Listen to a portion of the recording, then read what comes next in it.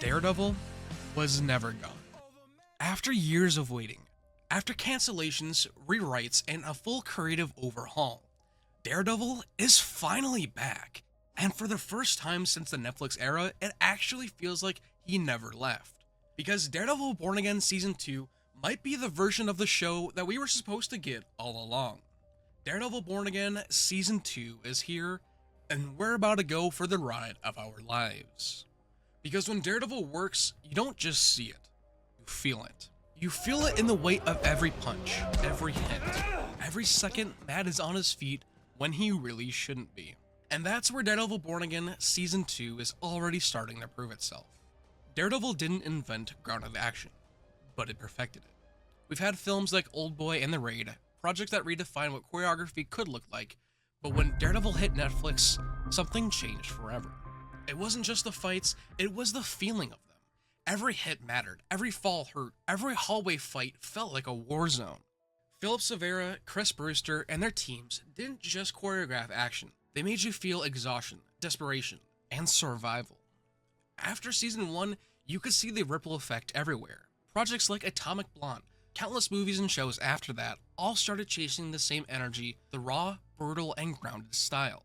And that's why Born Again Season 1 felt inconsistent. Because you could tell. You could tell which scenes were shot pre-overhaul and which ones weren't. And this is not a knock on anyone. The show was, for lack of a better word, Frankensteined together. Different visions, different teams, all trying to form something cohesive. But when the new team stepped in, Dario Scarpine, Phil Severa, Justin Benson, and Aaron Moorhead, and so many others, you felt it immediately. It's sharper, more intentional, and more Daredevil. And from everything we've seen from Season 2 so far, they're firing on all cylinders. This feels like the first true season of Born Again, and if Daredevil is going to work, the action has to hit. And right now, it does. And what makes Daredevil's action different? It's not just about how it looks, it's about who he is in those moments. Because every fight, every hit, every time he gets back up, it's not just Matt Murdock anymore. It's Daredevil. And for the longest time, something about that never felt fully complete. After 23 years, we finally got the Double D's back. And yeah, I'm gonna say it. I've been waiting my entire life for this. No, literally. The first superhero movie I can actually remember watching was the 2003 Daredevil with my dad. That movie came out 7 days before I was born. And ever since then, this character has just been there. I loved it. I thought he was the coolest. And if my dad never showed me that movie, I probably wouldn't be here making this video for you all right now.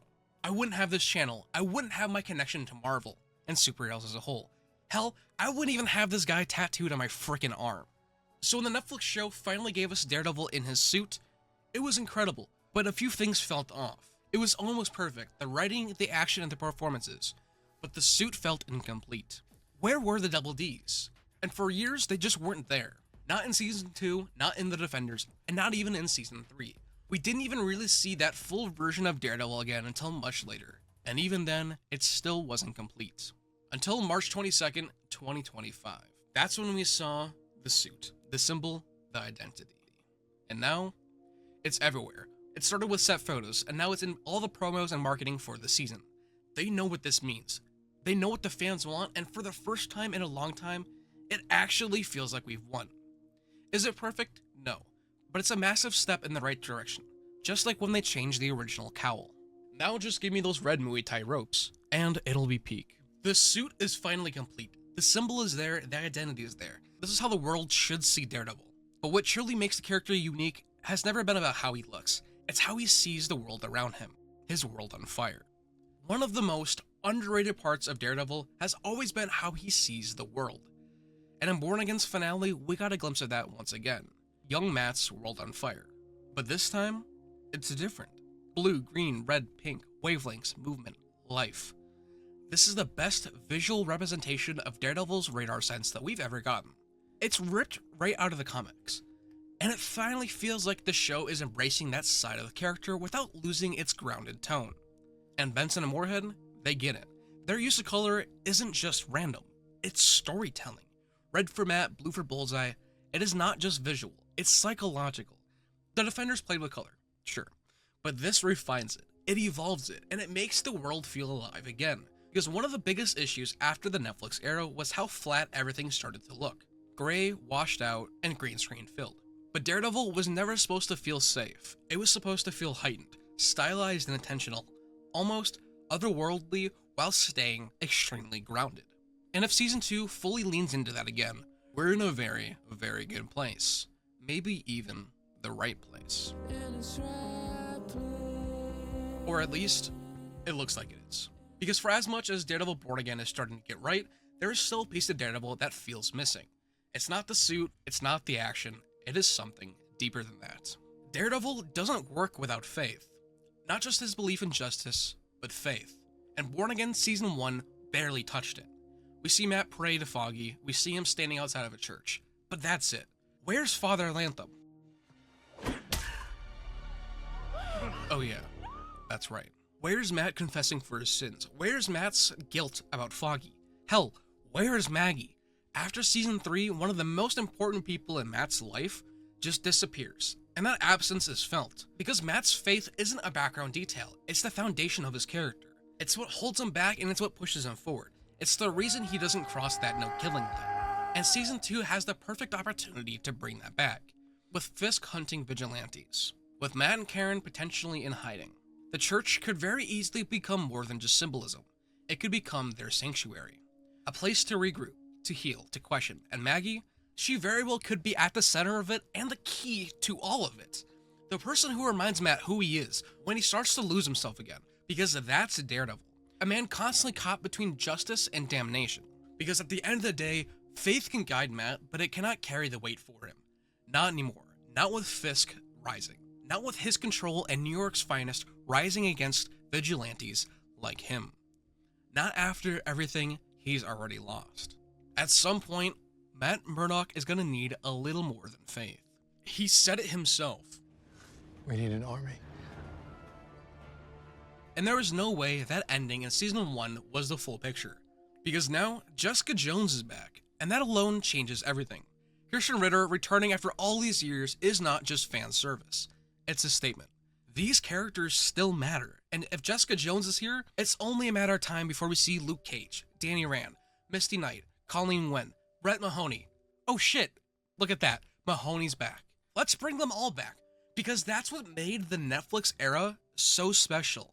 How connected it all felt. Not in a cinematic universe way, but in a lived-in way. The same streets, the same people, the same consequences.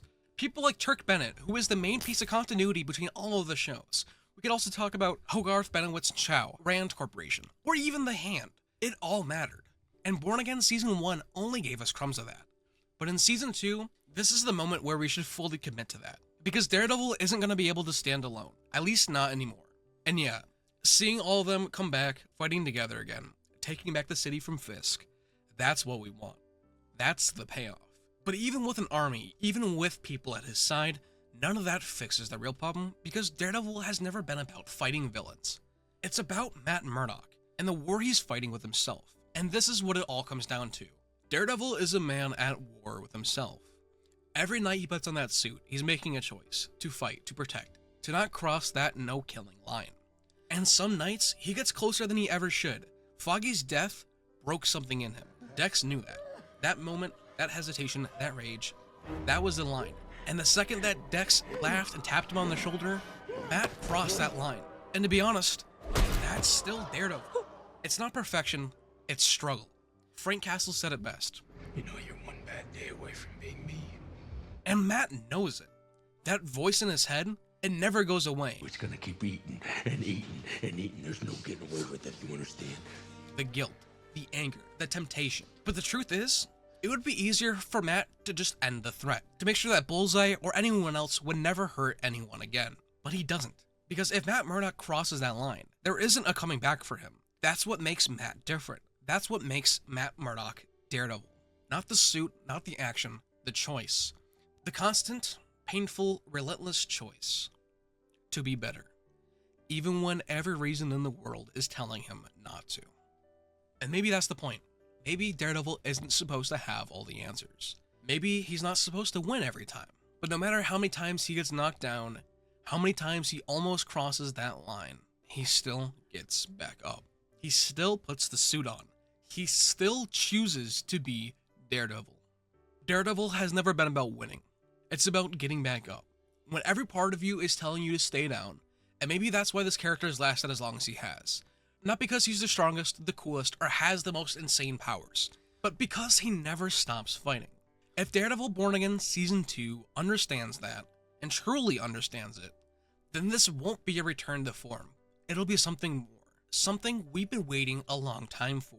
And when Season 2 is all said and done, we'll come back to this video and see if Daredevil finally got the story that he deserves. Because after everything, Daredevil isn't just back. Honestly, I don't think he ever really left.